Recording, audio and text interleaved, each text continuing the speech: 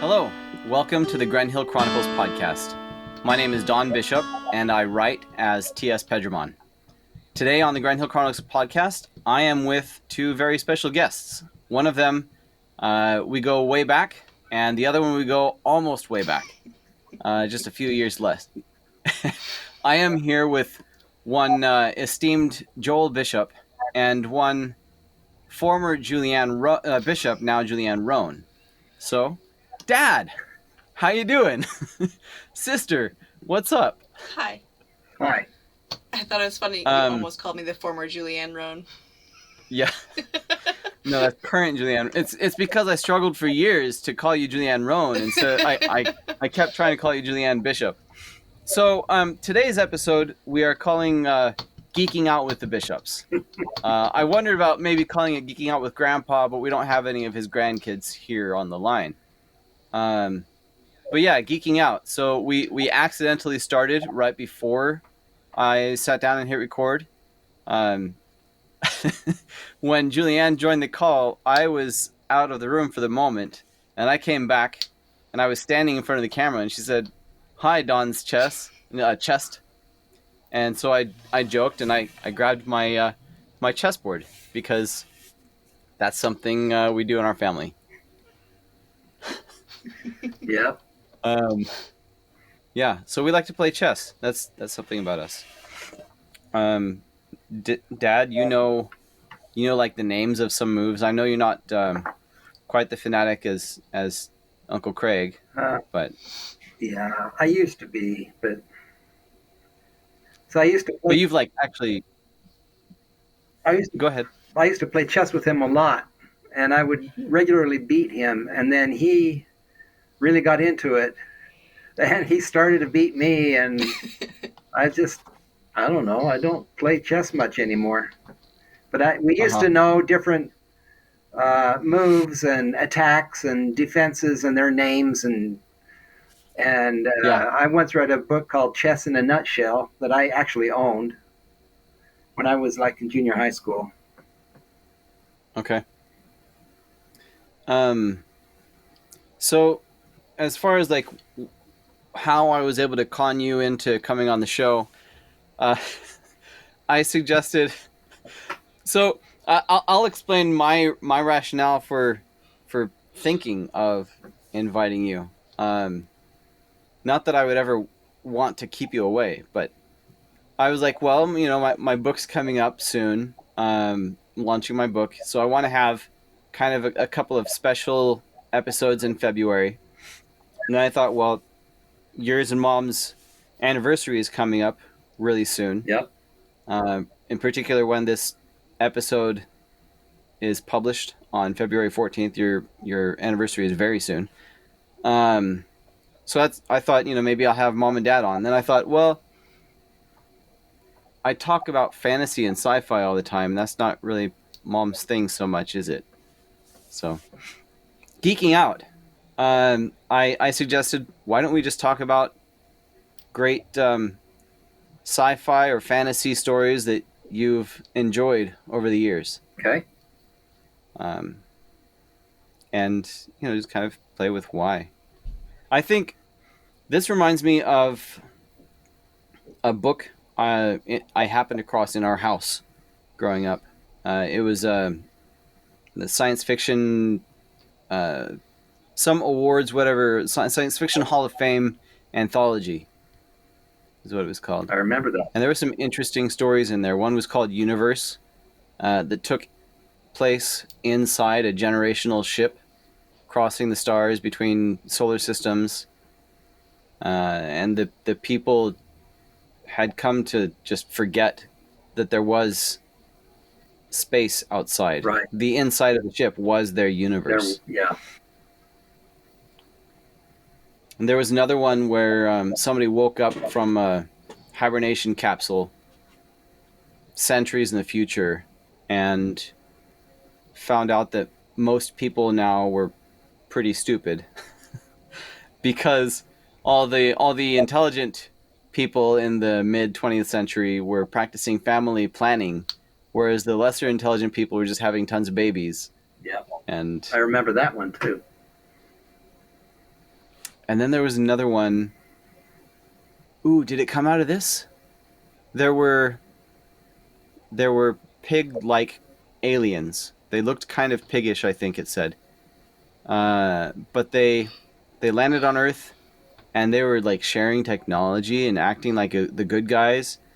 But they seemed to behave a little funny, like something was weird about them. And they all carried around this book, and they all really liked this book. And then they were offering people trips to, was it their home planet, or maybe just a new colony on Jupiter? And so ships of humans were disappearing into the sky and not coming back, and that was part of the plan. But then finally, like at the end of this short story, it came out that some human had deciphered the title of this book that they carried around, and or maybe they knew the title ahead of time, but now they finally started cracking some of the interior, some of the contents of the book. The title was How to Serve Humans. It was a cookbook. I'm not familiar with that. And it kind of leaves you feeling spooky and yeah. So I talk too much. Dad, what do you want to talk Star Trek, Lord of the Rings? Well, I want to very briefly go back to the very first fantasy book I ever read. And I feel safe in calling it a fantasy book. It was The Odyssey by Homer. I've never read the Iliad, but I read the Odyssey when I was very young, and it was hard for me to get through it, but I did it. I liked it. So enough about that.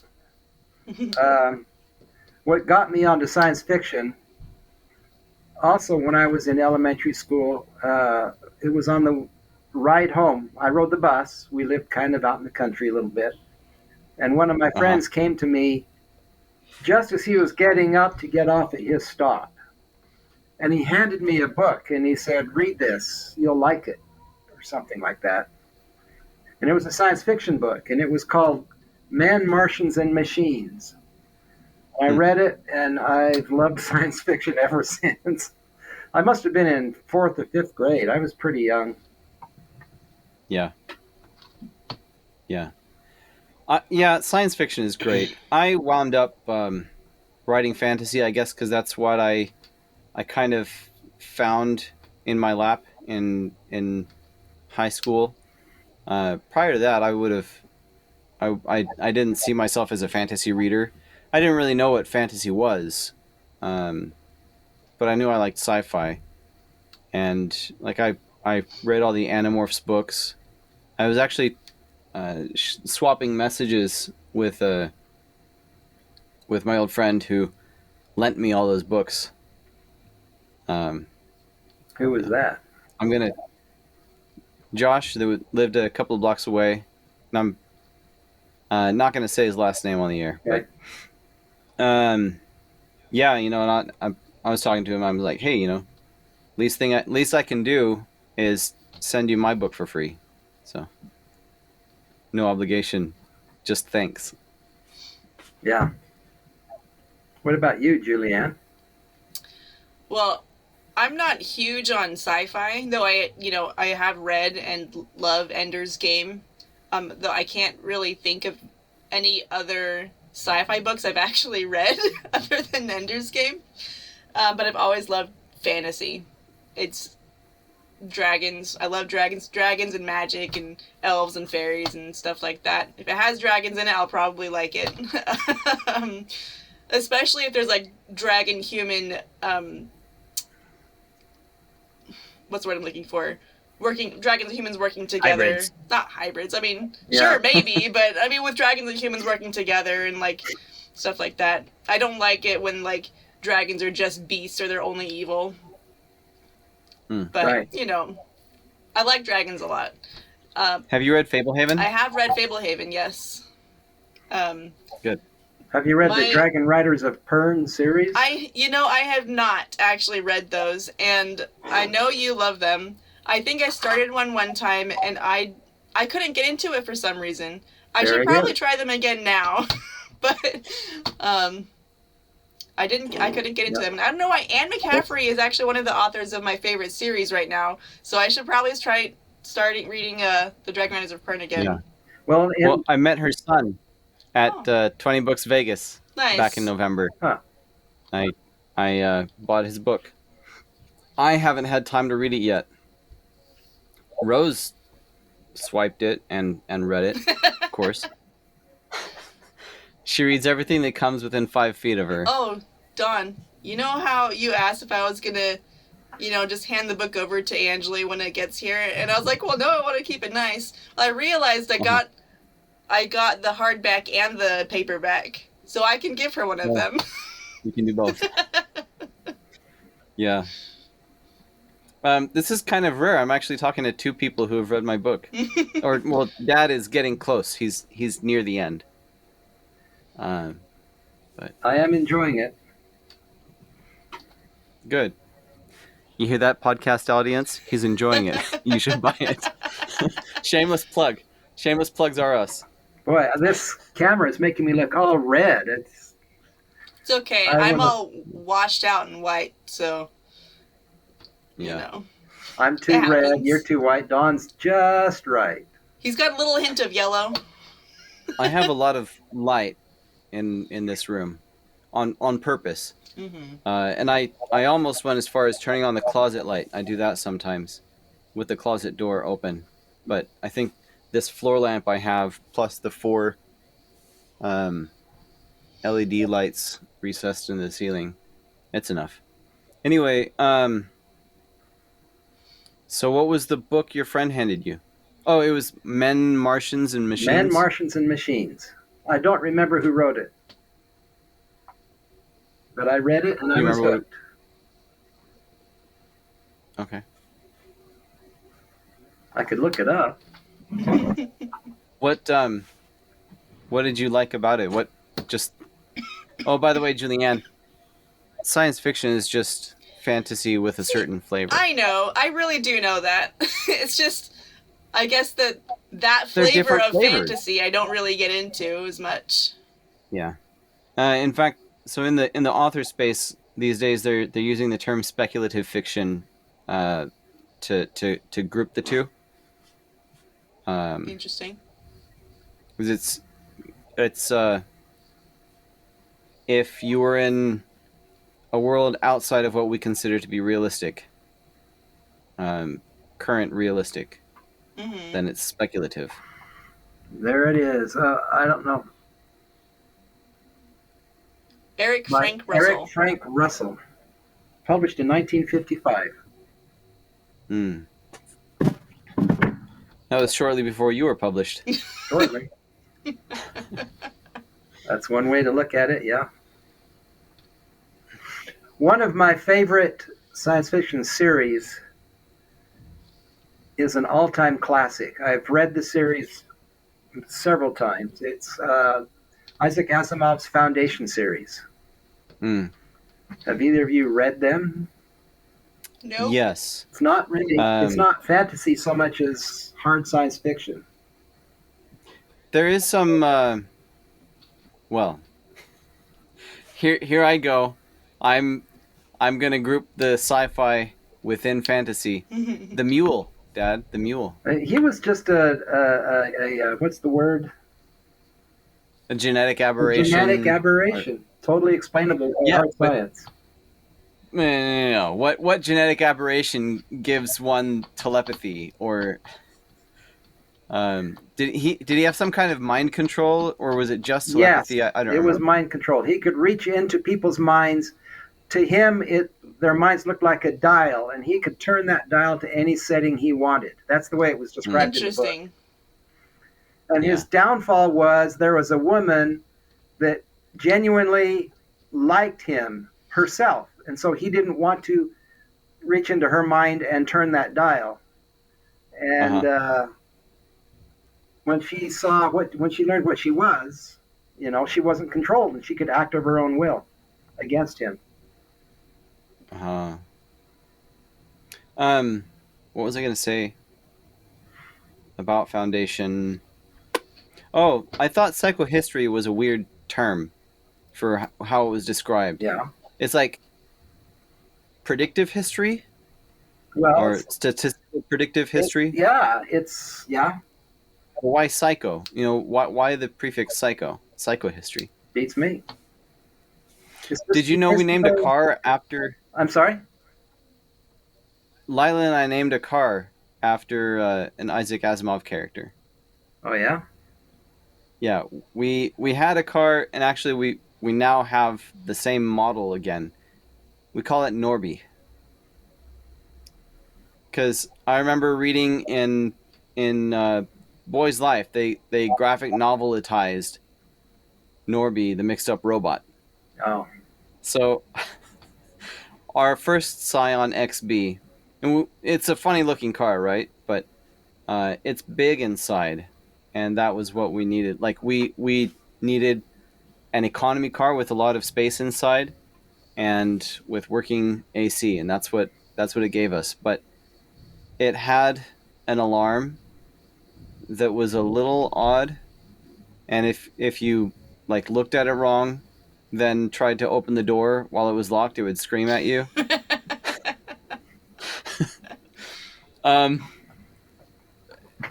Even if you were inside the car. And it took me a little bit to figure it out, but I figured out if you're how is it? If you turn the car off and then lock the doors, whether you're inside the car or outside the car, and then you try to open the door or unlock the door except the driver's door with the key, then it'll yell at you. And so like you might be sitting in the car and you're talking, and so you turn the car off, and well, you'd been driving, so the doors were locked. And they're like, okay, you know, I'm done talking, so let's get out of the car. And it alarms at you because you try to open the door. So first you had to put the key in and turn the ignition, and then you could unlock the doors and then get out. Anyway, so that funny.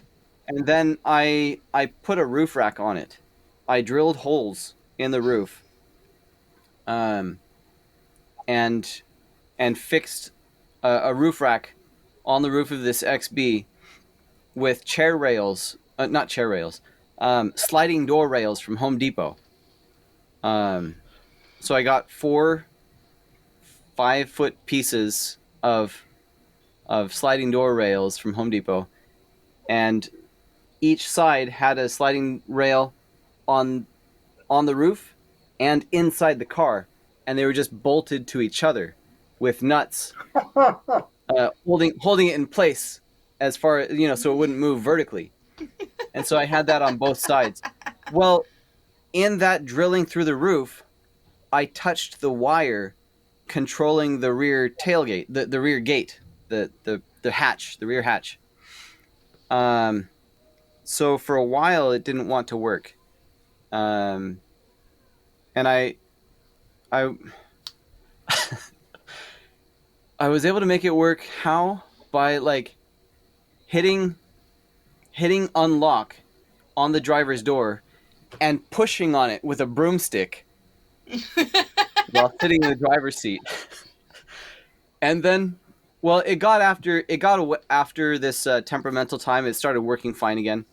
But then if it rained, it would get temperamental again. Because water would seep in through the seals that I'd placed on it. Anyway, so Norby the mixed up car. That's funny. I'm talking too much. Dad, you talk some. Julianne, interrupt me. I don't know. Dad, did you ever think you might write a book? I did. I tried once in elementary school. Uh-huh. I had this idea in my mind that I thought I could turn into a novel. I had no idea how hard writing would be. Put the piece of paper in the typewriter. This is not even an electric typewriter. It's a typewriter my parents had. And I hadn't taken type.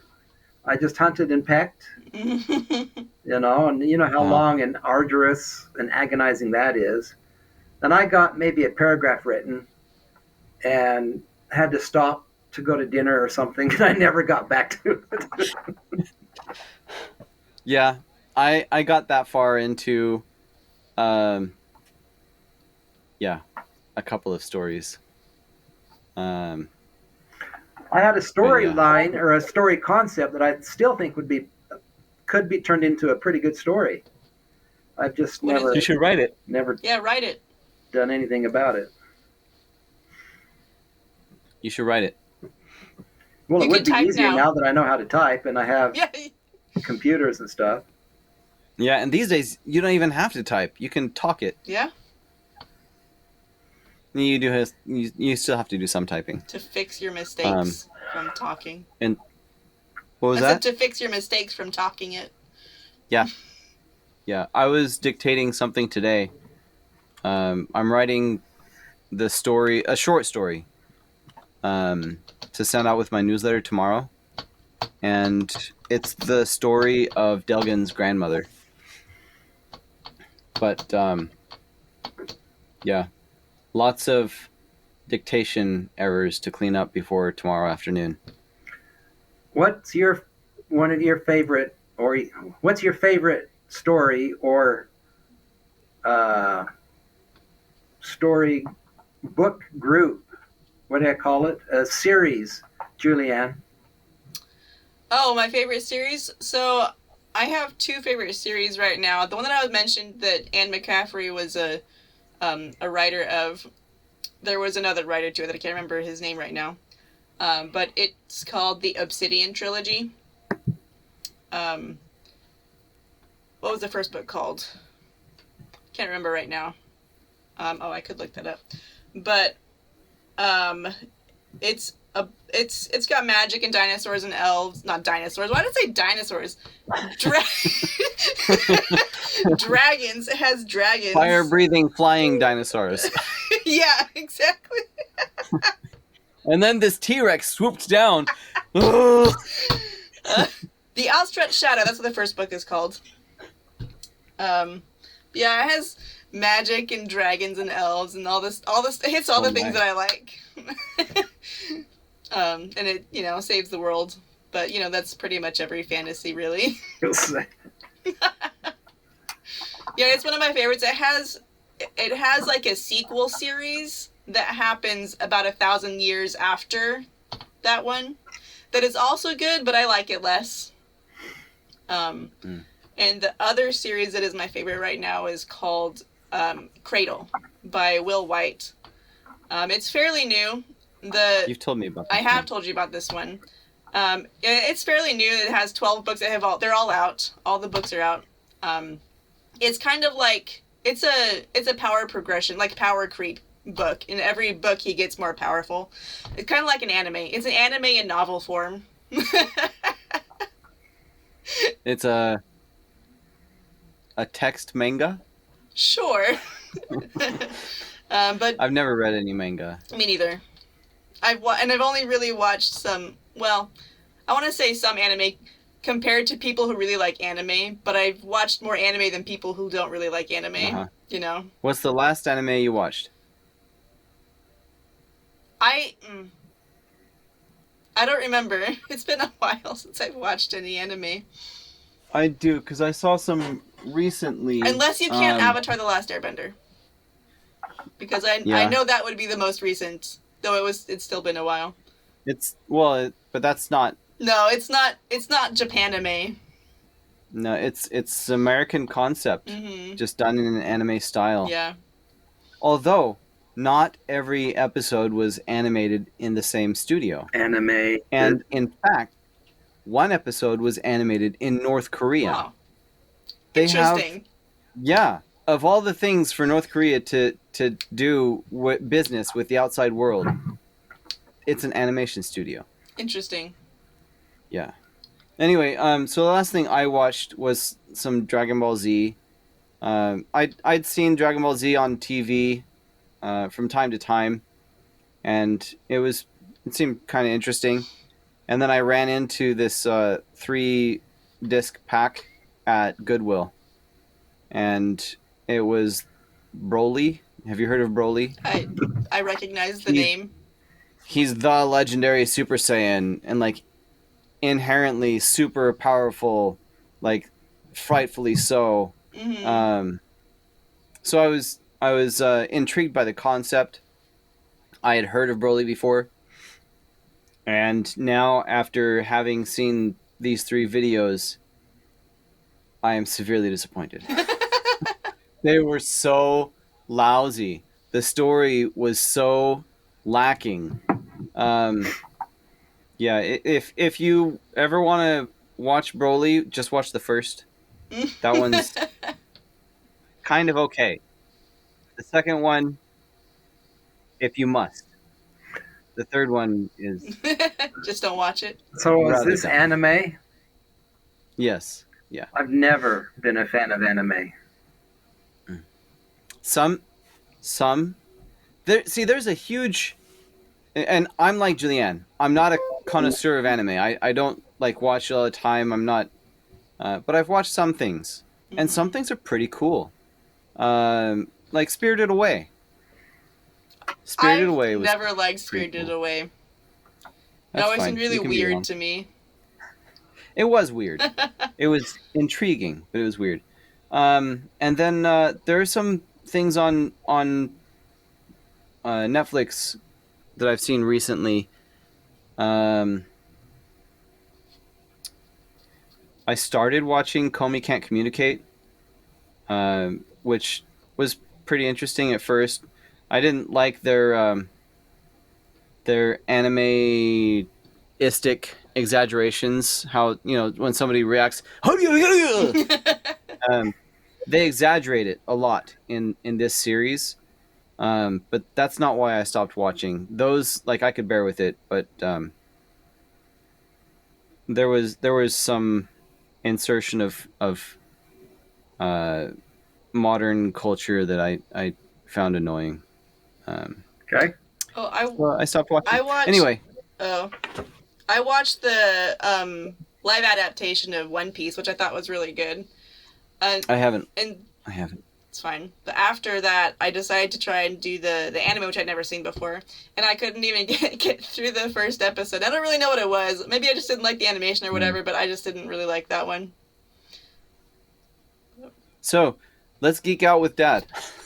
Dad, we're leaving you out of the conversation. That's because I don't do anime. That's why. Yeah. So, Godzilla, So pre-anime. I don't know Actually, there was anything about anime back in Godzilla. the days. Let me tell you Astro how I Boy. got into I like fantasy. Astro Boy. I'm sorry. I said I like Astro Boy. That's another anime. Okay. But go ahead, Dad. Let me tell you how I started to get into fantasy. Okay. So growing up, junior high school, I was just totally hard science fiction. Yeah. And then, as you know, I went on a mission for my church. And in one area I stayed, we were living in an apartment that was attached to the side of the house of the people that owned the apartment. And they had a daughter. They had 2 kids. Both were out of the house, grown up, But this daughter would come back occasionally because she was having some marital issues. And I got to know the daughter pretty well.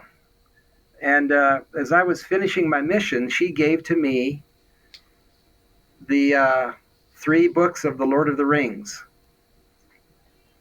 And she said, read them, you'll like them. I told her that, I said, oh, that's very nice of you, but, I don't do fantasy. I just do hard science fiction. Oh, read them, you'll like them. No, I won't. I won't like them. Yes, you will. So it took me probably 3 years after that until I started to read them, and I liked them. And I read all 3 of them, and then I read all 3 again about 10 years later, and I found I liked it. So that was my introduction into fantasy. Some fantasy I like. Did your mission companion get any books from the deal? Not that I know of, no. No. unenlightened, Yeah. Yeah, uncultured. I've never read The Lord of the Rings. I I did. didn't finish The Return of the King.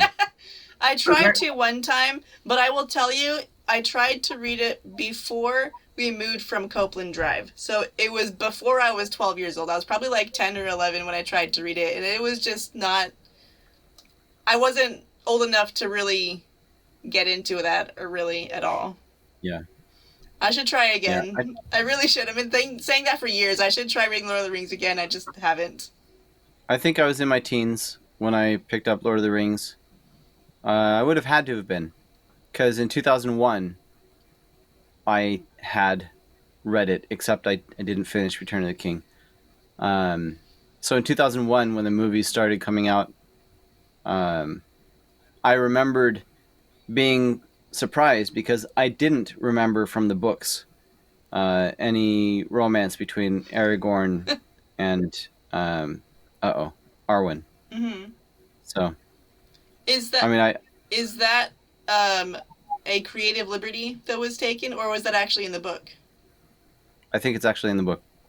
But I didn't remember that. Mm-hmm. And also, I do remember being surprised and disappointed that there was no Tom Bombadil.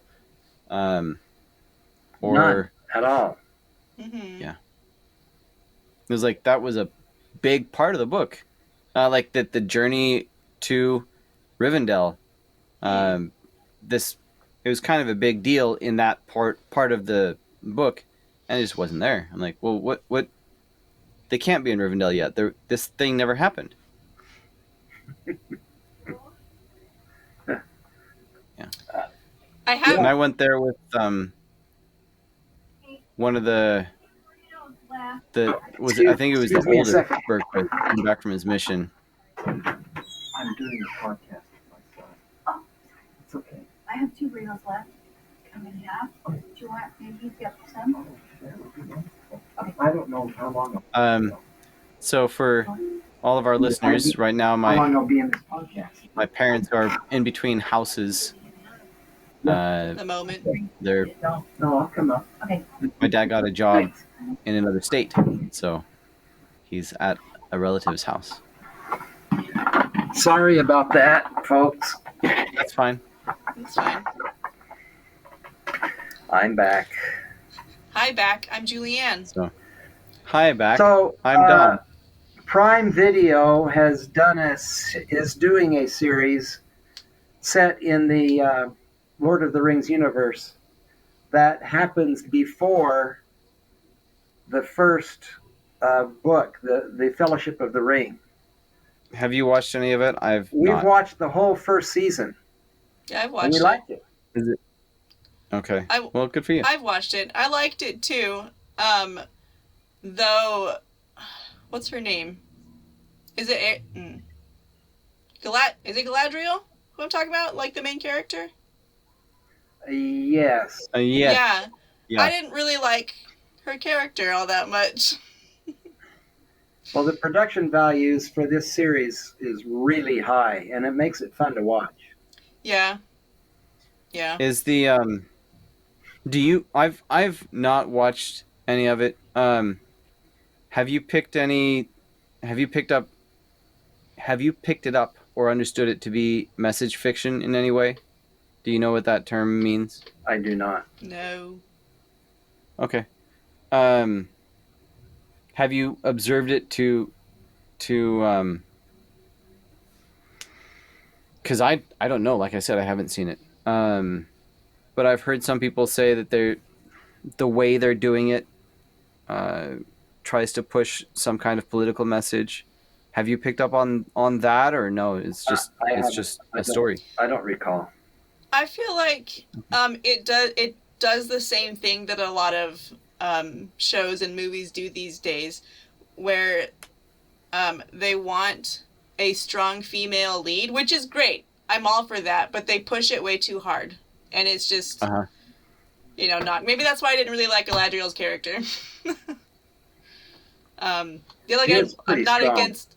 Right, I'm not against a female lead. I'm not against a strong female lead at all. Especially as a woman myself, but I feel like a lot of the time these days it's forced, and I don't like it. I'm also not against strong male leads, so people should just put whatever character in the scene or in that main character spot that they feel like would do best, and not try to write in a woman because they want a woman main character. Yeah, and it's kind of interesting from a creator standpoint when you come up with an idea. Like when I've had concept ideas, and sometimes I've taken a moment and thought about, like, why am I doing it that way, and kind of asked myself if it should be that way, or if it should be a different way, or if it just doesn't really matter. And a lot of the time, it just doesn't really matter. So in Grendhill, the principal character is a boy, and that's just because that's how the concept came to me. But it doesn't really matter if it's a boy or a girl, and that's how the concept came to me, and that's what I'm doing. With Nightshade Unicorn, I honestly don't remember if it originally came to me where this character who journeys with the unicorn should be a girl, or if I decided this time I want a female character because I want to have. I don't remember how it came to me, but I honestly don't think it really matters. Now, there are some things. Actually, with Nightshade Unicorn, it kind of does matter. It won't yet. I mean, it doesn't matter yet. It will. In the end, it doesn't matter. In the end, it doesn't matter. Maybe that's a series spoiler, but it's a pretty soft and weak one. For the interest of telling the story in the meanwhile, it will be pertinent that she is a female, a woman. I'll leave it at that, because to explain why that would be pertinent, That would be spoiler. Would spoil a thing or two. Starting in book 2, I guess. Once you've read book 2, which nobody has because I haven't written it yet. Once you've read book 2, then it wouldn't be a spoiler anymore. But yeah. I think I know. So it does matter in the case of Nightshade Unicorn. But anyway, go on, Julian. I think I know what you're talking about, but I'm not gonna say anything. Yeah. Because we've talked about he's bounced ideas off of me. Do you have any time tomorrow? Probably. Well, oh wait, Mom's here. Do I? Ideas? Oh, I don't know. Yeah, good question. I don't know. Yeah. So for listeners, we just explained why Dad is at a relative's house, because they're between houses. Oh, you did? In another state. Yeah, while when you were stood up to. Yeah. Like, yeah. But yeah. So right now, our mom is at Julianne's house because Julianne's. It's Aston, right? It's Archer, my Archer. 8-year-old. Aston's 4. Yes. Yes. So Julianne has a child being baptized this weekend, and so Grandma and Grandpa are going to be there. Yeah, and I'm flying down tomorrow night, an all-night flight. Oh, yay! I asked who's going to get up to go pick up Dad at 5 a.m. and Mom readily volunteered. I was like, great, perfect. I knew she would. I did too. Just make sure your car is in great condition. Oh yeah. So for our podcast listeners, at least my airport's only 25 minutes away. About 8 months ago, Julianne and Mom and Dad were at my house, and well, no, Dad wasn't there yet. Dad was in the air on the way here. No, she was picking up Lila, not Dad. Dad was there. Oh yeah. I was there. So Lila was traveling to Utah, and Mom and Dad were around. Julianne was around with her kids, and Mom drove one of my cars to go pick up Lila from the airport, and that car was overdue for a timing belt change. And it's still sitting in my driveway, and I will fix it when I have time, but I will fix it myself. Anyway, so where were we? Nightshade Unicorn. Oh, yeah. So I'd love if Julianne, if you have any time to talk about things tomorrow, because I'm still struggling to outline the rest of the series, Okay. and it helps me so much to have a human to talk to. And I feel that. Yeah.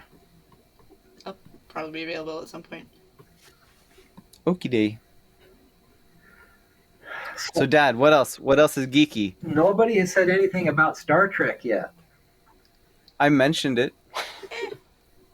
What do you think of the reboot? Chris Pine and all that. I think it's good. I think the actors they picked, all of them, all the main actors are really good for their characters. I love Zachary Quinto as Spock. He does a great job. He does do a good job. I have watched those movies. The only original Star Trek I've ever seen was whenever Dad was watching it when I was a kid. I wish he'd done a better job. He did a fine job, but if I could have been there on set, I would have given him some pointers to deliver it more like Leonard Nimoy. Because Zachary Quinto talks too much like this, whereas Leonard Nimoy talks more like this. Okay, that's true. There is a difference in how they talk. There is a difference, and if I had been there on set, I would have been a little more picky about that. But he did a fine job, and I thought Bones was great. It was distinct, but it definitely got the heart of it. Of Dr. McCoy. I thought he did a good job with Dr. McCoy. The good thing about that actor is he was also in The Lord of the Rings. Mm-hmm. Can't remember his name, the actor's name. Yeah. It's on the tip of my tongue. Yeah, I guess my biggest beef with the newer Star Trek movies, which I did like, my biggest beef would be the I don't know, they kind of missed some things. The writers or producers, I don't know who is responsible because I'm not in the movie business. But like when they talk about the military as if it's a separate entity. Like Starfleet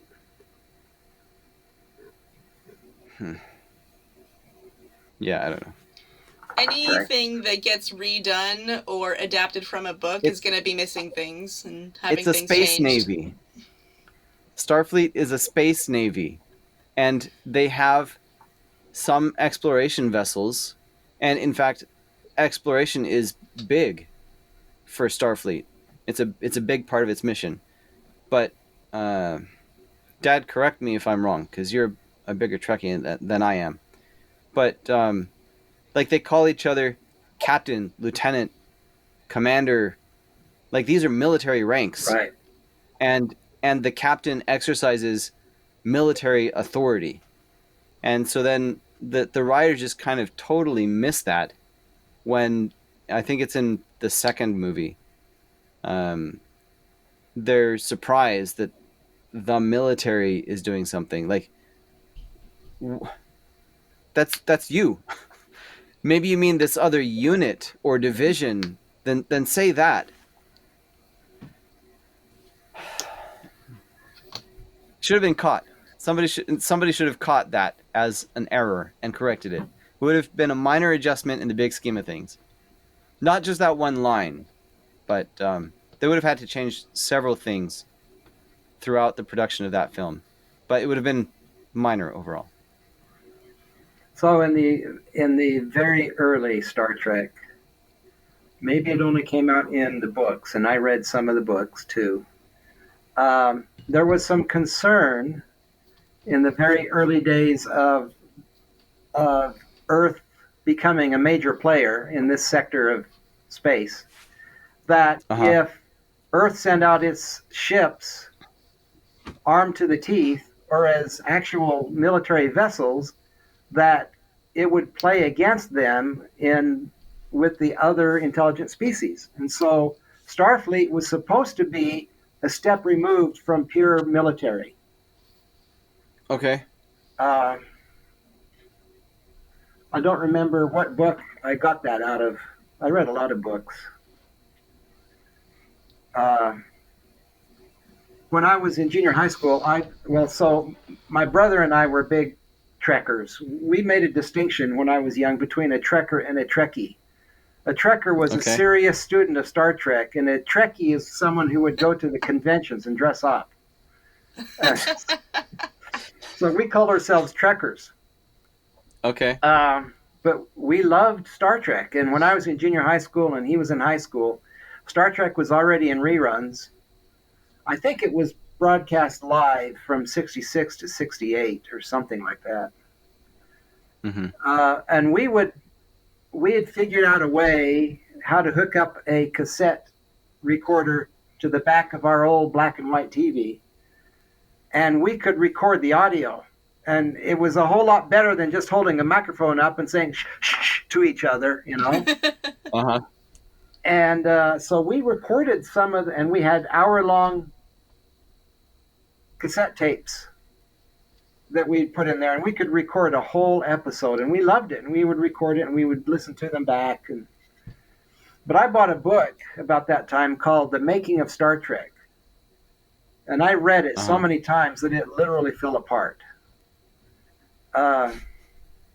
We have, Lila had, before we got married, we have a book called The Physics of Star Trek. I have not read it. And we have another one called Spock Must Die. I've read that. I own that book. That is a novel all of its own. That was not just a book form of a TV series. Okay. Yeah. Spock Must Die. Yeah, that was a good book. Yeah. So I learned in The Making of Star Trek that when Star Trek was first put together as a concept, Gene Roddenberry pitched it first to CBS. You may know, you probably don't, that it originally came out on NBC. CBS said, yeah, we like the idea, but we have our own space movie or space series that we're developing, so we're not interested. And they passed on it. It's interesting that the space series that CBS developed and showed was Lost in Space. Lost in Space, yeah. And compared to Star Trek, Lost in Space is junk. It's stupid. This robot that goes around doing this, warning, it's just stupid. And it didn't last very long either. And then the movie they made in around 2000, there was this Lost in Space movie. Yeah. Was also kind of dumb. Yeah. Did you see the Netflix series? What Netflix series? Lost in Space. No. I didn't know there was one. I liked it. It got some hate, but I really liked it. I thought it was really fun. Yeah. So you should check it out. There is a robot, and he does say "Danger, Will Robinson," but it's not like the old. The arms actually would go like this: "Warning, danger." Give me a break. And then Dr. Smith was. Why they? Don't get me started. I just didn't like Lost in Space. The Netflix series turned Dr. Smith into a woman, but she's like diabolical. What are we talking about? Lost in Space. Oh, I don't know anything about so that. Star Trek was pitched to CBS, and CBS said, "No thanks, we already have a space show." They passed on Star Trek because they had Lost in Space, and missed out pretty big there. Yep. Sorry. Has nothing to do with. Have you seen Julianne? Did you see the Netflix series for Lost in Space? No. Is it good I or thought is it it was bad? pretty fun. Oh, it is? Okay. I thought it was pretty I'll fun. probably watch it then. I liked it. Yeah, you should check it out. I just remembered a show that I did like when I was a kid, but it was before streaming, so I just had to hope it came on in the satellite. was Battlestar Galactica. Okay. That one was fun. I never saw it. Never watched it. I Why are you remember laughing at that, Dad? I remember Battlestar Galactica. Yeah? Yeah. Dad. Yeah. Oh, before we leave Star Trek, I kind of like this. The production company that backed Star Trek, if you watch the original series, right at the very end, it says, it has a heart and it says something like produced by, and then the name of the production company, Desilu Studios or whatever it is.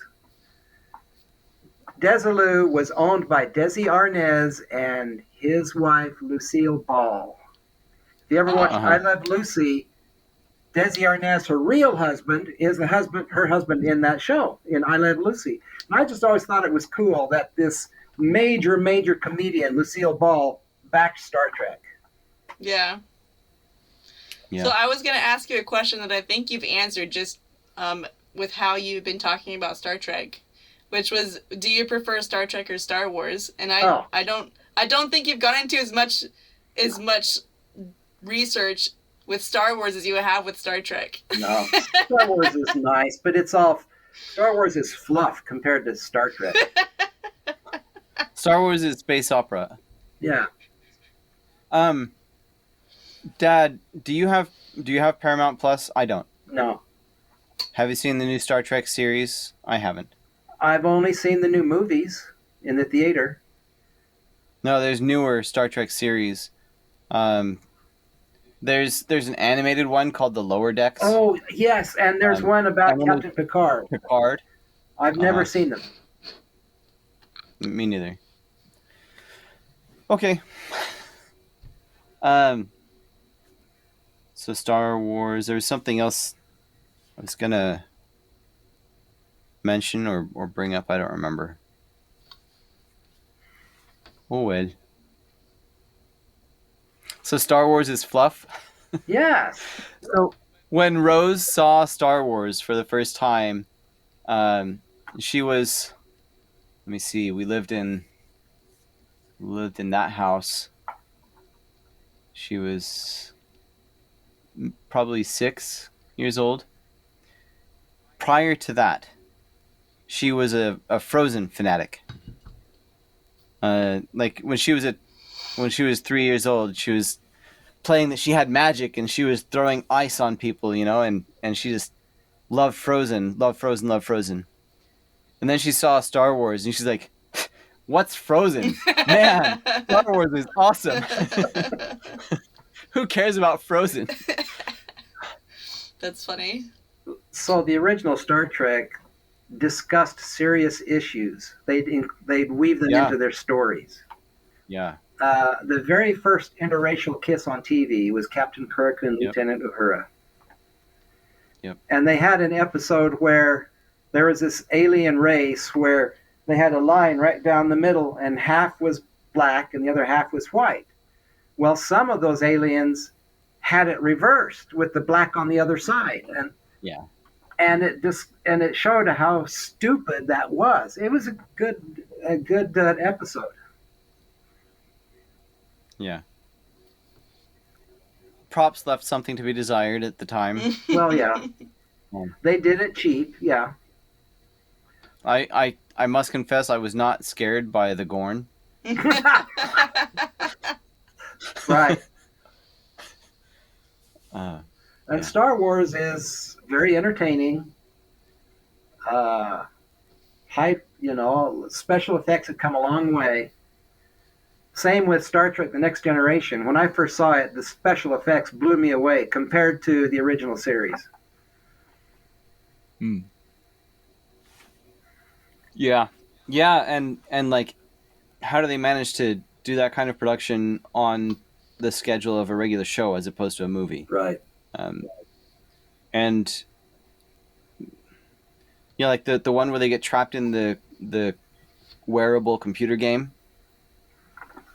It's some holographic game where they have to make these tubes swallow the object flying around. Do you remember that? No. Which series? Anyone who played the game, it was like a Google Glass thing or whatever. It's a VR projection. It's a headset, and it sits next to your eye, so only you can see the game. And so you hypothetically you can play it anywhere. But the game was actually a mind control tool. Whoever played the game got controlled. Interesting. And some people started suspecting something was wrong with the game, and was Jordy helping to figure out what was wrong? I don't remember, but Wesley definitely was. And then somebody shut down data, just as because somebody wanted to take over the Enterprise was what was going on. Some outsider wanted to take over the Enterprise, and just as they're managing to get everybody hooked on the game and under their mind control, like right before they come and take Wesley and force him to open his eyes and put the game on, he like sneaks into where Data is and is able to reactivate him. And so then everyone's on the bridge and they're reporting in to this alien individual who has taken control of the ship.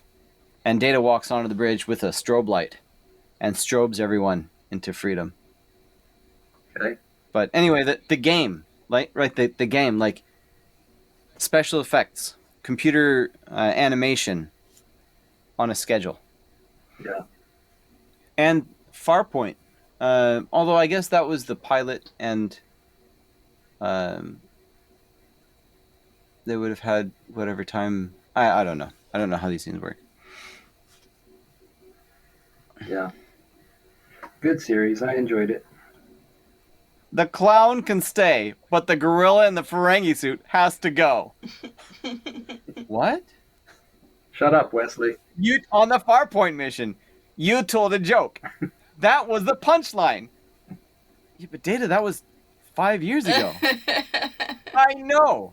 I just got it. Very funny.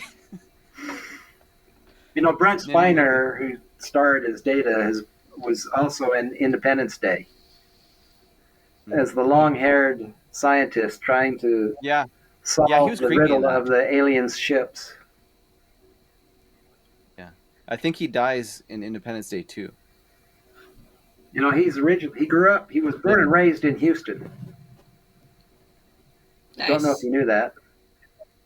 I didn't. He was also in Master of Disguise, which lowered my IQ when I watched it. I've never seen it. I don't know that one. I saw it in 2002 with our second cousin Michael, and yeah, we walked out of the dollar theater, like that movie just made me dumber. At least you only paid $1 for it. But a couple of months ago, I rewatched it on purpose because I needed something mindless going on to take off the edge of stressing while I was working on something, and it's mindless. That's funny. He's the bad guy in Master of Disguise. Don't know that show. You don't need to tell me about it because I don't want to know.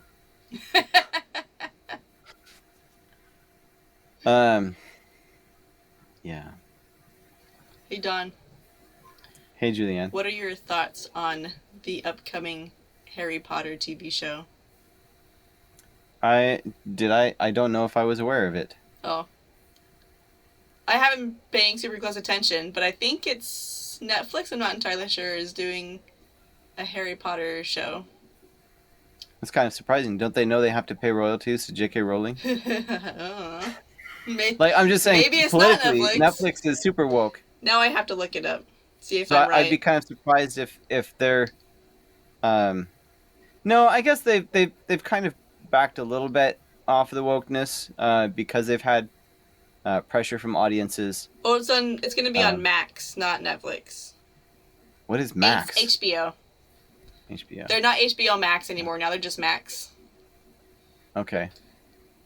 So many streaming services. I know. I've been trying to convince Lila that we don't need Netflix. She wants it for the documentaries. Right. But and then we accidentally subscribed to Apple TV Plus. No, I subscribed on purpose right before Halloween or on Halloween because of a free you get trial. A free trial. And then you and accidentally then I didn't unsubscribe. Right. That's how they get you. It has peanuts, Dad. It has peanuts. We wanted to show the kids the holiday specials. And then it has Frog and Toad. Frog and Toad are friends. They turned that into an animated series. And they did a good job of it. And so that was great. Nice. And they had a remake of The Velveteen Rabbit, which was beautiful. And documentaries also. I don't remember what it's called. The one narrated by Paul Rudd, but it's pretty cool. Anyway, Harry Potter. I've heard a lot of people say they shouldn't remake Harry Potter, but in my opinion, like years and years ago, I've been saying what they should do is make a Harry Potter series because then you don't have to leave things out, you know? Are you serious about this? I'm very serious. Oh, that took a black turn.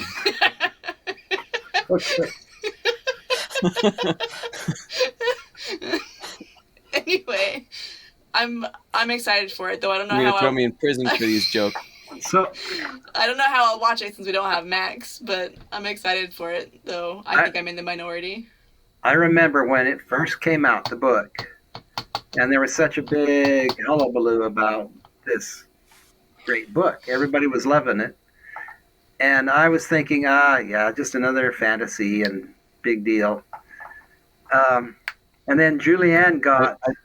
I will insert a shameless plug here that among my beta readers, those who have given me the most positive feedback are Harry Potter fans.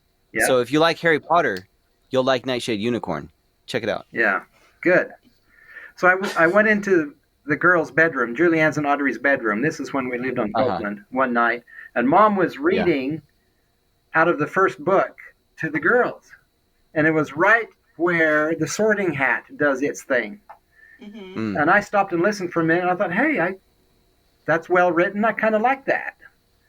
So I eventually read the whole series, and I enjoyed it. Good. I've wondered if J.K. Rowling got the idea to put Godric Gryffindor's sword in the Sorting Hat because sorting and swording sound similar. She did a lot of wordplay, you know, the Mirror of Erised and Diagon Alley. Yeah. So it wouldn't surprise me at all if the Sorting Hat was intentionally the Swording Hat. That's funny. I remember I didn't when that all the Harry Potter's hullabaloo, as I would say, started. I didn't want to read it because everybody was reading it. And I'm still like that today. I don't like doing things that everybody else is doing. Yep. Yep. I'll do it if I like it, but I'm not doing it just because everybody else is doing it. But I did finally, I think I checked out the Sorcerer's Stone from the school library. I was probably like 10 or 11 years old. I don't remember. Mm-hmm. And I liked it, obviously. Then I borrowed the second book from my friend. And yeah. And then when the fourth book came out, Todd took me to the mall and bought it for me, and I was like, yay! Oh, wow. Did, has it ever bothered you that that there's an American version of the books and movies? Like, there is? Movies. So in the original British version, it's the Philosopher's Stone. Oh, yeah. And on this side of the pond, it's the Sorcerer's Stone. It seemed weird to me, but it doesn't really bother me. Yeah, it's just kind of, I guess, whatever. publishers and marketers are going to do what publishers and marketers are going to do. Yeah. Yeah. But I wonder if it probably wouldn't be that way nowadays. We're so connected through the internet. You know, you're probably right. Yeah. It would probably just be called what the original author called it. Although, maybe not, because I know that some authors or small publishers that I've heard of them producing versions of books for different sides of the pond, especially in nonfiction, just so that a reader isn't tripping over the spelling, and they're getting the intended message or benefit from the book, you know. Yeah. Well, I probably need to jump off. I've got to eat some dinner and then pack up because I have to catch a flight right after work tomorrow. Yeah. I'll go down and see Julianne and see you on Saturday. Yeah. Well, Dad, if you were an author, I would ask you where our listeners can find you on the web, but I don't think you have anything for sale online. I do not. So I will encourage them instead to go to nightshadeunicorn.com, where nothing's for sale yet. But as it goes up for sale at the end of this month, it will, I'll be updating that website. Maybe I won't immediately sell direct. Maybe I'll only have links to Amazon or whatnot. Yeah. But at some point in the future, I do want to sell direct. Like, you'll be able to buy from my own online store. And it might not be nightshadeunicorn.com. I might have a centralized store within for all of my publications. So because I only want to set up one store, right? So in the future, you'll be able to buy Nightshade Unicorn. You'll be able to buy Grand Hill Chronicles on the same online store. Yeah. That will be at grandhill.media. Yeah. But right now, grandhill.media just points to nightshadeunicorn.com. Anyway. So I'll say again, Dad, I am reading the first Nightshade Unicorn book, and I take it from our discussion tonight that there are others in the works. And I'm enjoying it. Good. I'm glad. That is the intended effect. Yeah, it's going to be at the bare minimum a trilogy. And as I mentioned earlier, I'm still struggling to have the time to hash out the rest of the series. I'll get there soon because I have to. But it will be at least a trilogy. Okay. It might be a tetralogy. It might even be longer than that. We'll see. Okay. I'm going to sit down and see what's going to go on with Alabva in the next book. I'm going to see what's going on with Hieronymon. I'm going to see what's going on with the Shrongalan. I'm going to see what's going on with Delgin and even Nilin and those guys, and see what's going on with them. Okay. Well, thank you for having me join you tonight. Of course, y'all can stick around, but I've got to jump off now. Okay. Thanks for coming, Dad. And I think I'll call it a night as well. So I'll stop recording, and we'll see you next time on the Grand Hill Chronicles podcast.